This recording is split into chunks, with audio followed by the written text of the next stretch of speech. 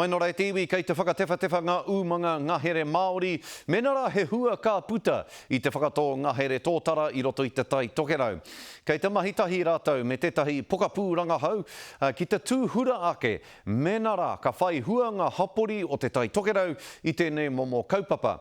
Menara hoki he kaupapa tēnei e koro piko iho I roto I te wā. Anei rā ngā whakamārama a Isabel Prasad. Rawa mai, whakairo mai, he tauka te tōtara e tōminati ana ki roto o Aotearoa.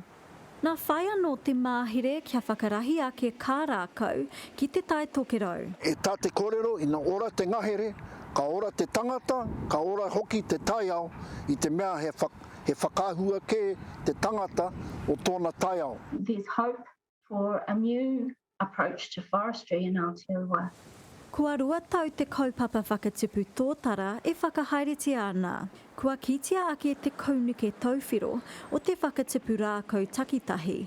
Ropu iti rānei. It's actually more beneficial for the ngahere to manage and to selectively remove trees so that you can allow the new growth to come through. There's been a lot of legislation why we couldn't do this and couldn't do that, and I suppose we've been influenced by pine forests.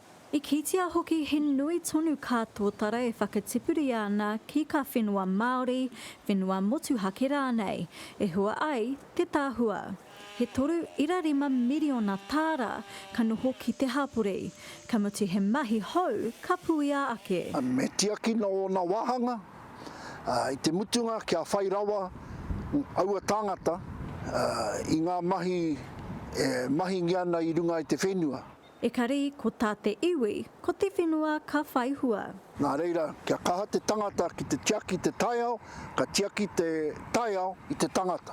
We need to bring those things back again and to manage our own forests and to see the next generation growing up to understand the taonga that's among them. He whakakākahu I te kāhere, hai koro ai mō ka uri whakatipu. Isabel Prasad, Te Karere.